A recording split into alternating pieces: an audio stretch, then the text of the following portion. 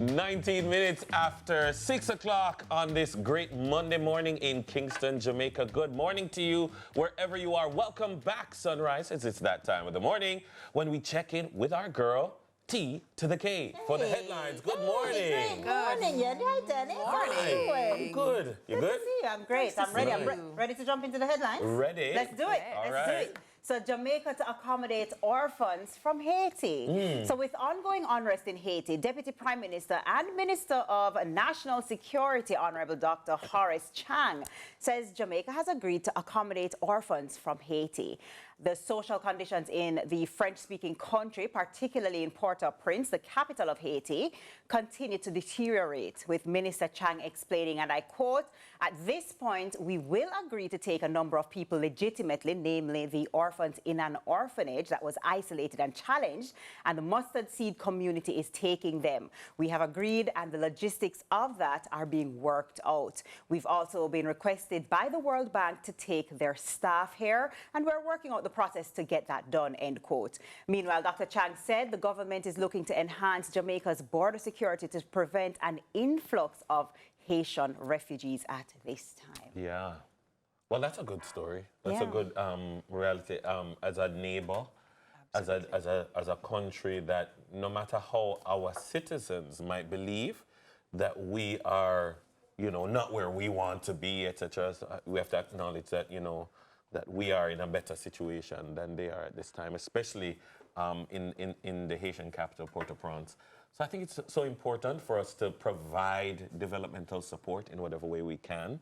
I'm glad also that their staff is coming, because we need, we already understaffed sometimes in our own facilities. So I suppose within the network that the mustard seed communities operates, I think it's an important And step. also the support of the World Bank as well, because obviously we wouldn't have all of the resources required to support them on our own. Yeah. So the fact that we're having external support to be able to just be a friend to our neighbor, I think is really, it's actually heartwarming. I'm so encouraged when I look and I see Kenya and its support of Haiti, like all the way, somebody said Kenya, all the way in Africa. I'm like, but the African diaspora has a responsibility to support this first Black independent nation. That's right. And so I'm supportive of that. And we do have to fortify ourselves, though, because we do know that that channel between Haiti and, most of the persons who may not mean good, their aim is to go north, not south. But we still can't leave ourselves careless, right? So we have to, as was mentioned, fortify our borders to make sure that we don't have an illegal, type of a caravan-style thing happening, but in fact it's done with due process, and we have some structure and order to it. And there's definitely some controversy and some differing opinions in terms of how this is being handled, because there are some people who are like, listen, it's our neighbor, they need help, it's chaos and confusion and things over there, and they need help. So people should be allowed to come if the due process can be followed. And then there are those Jamaicans who are like, listen, we can barely help ourselves. How can we help others at this time? So, to see there are some steps being taken, the orphans are a start, maybe there'll be others, maybe there won't be, so we'll just have to continue to watch and see how the government handles it, for sure. Definitely.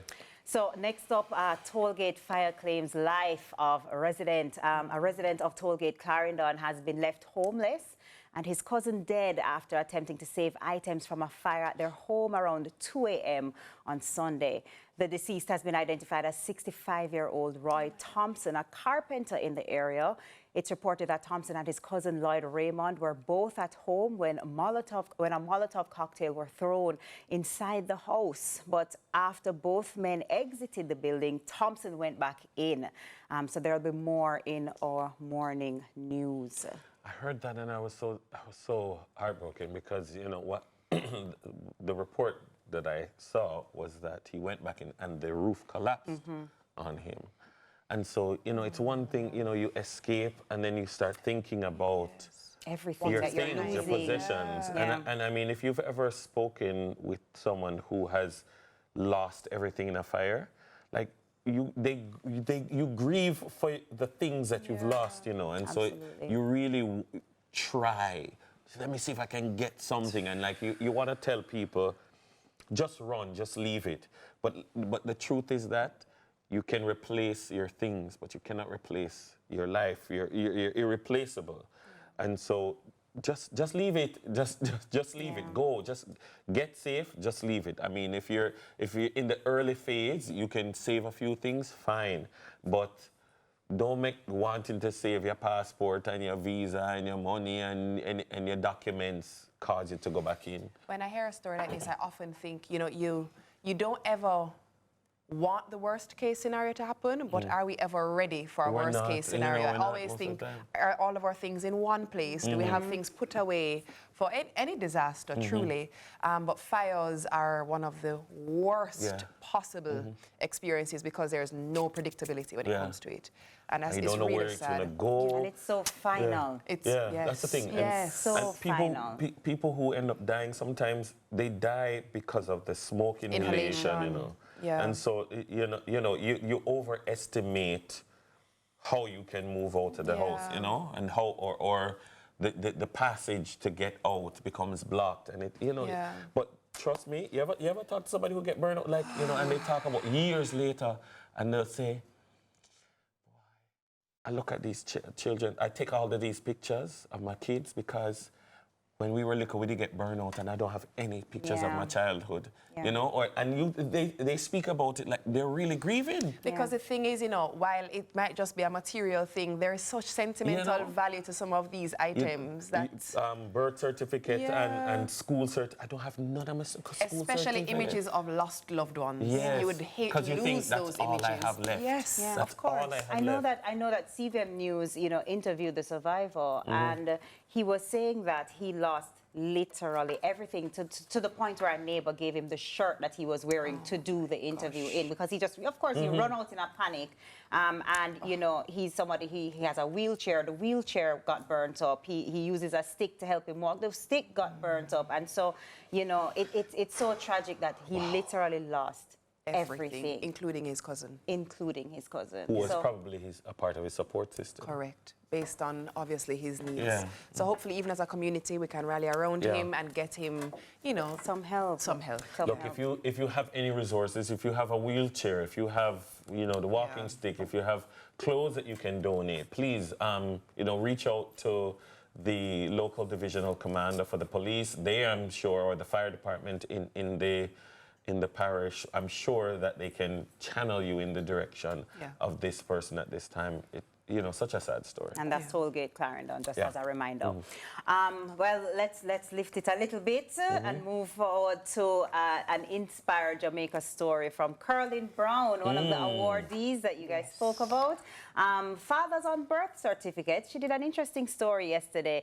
As confirmed by the Registrar General's Department, the RGD, more Jamaican men are now doing what's necessary to add their particulars to their children's birth certificates, stepping up to solidify an important relationship. And interestingly, for the dads whose names were originally missing from birth certificates, there is hope, but only with the agreement of the mother can he make an amendment. Meanwhile, the RGD is going an extra mile to facilitate the process conveniently. So seeing a rise in fathers' names being added on birth certificates where, you know, there are a lot of things that children kind of, it impacts children in different ways when fathers' names are not on birth certificates. To be honest, I was, you know, hoping I would hear maybe some numbers, but I think for a while we've been seeing, you know, this challenging of that stereotype in the Jamaican society of absentee men that I've seen over the years more and more and more men stepping up. It's one of my passion projects from elsewhere.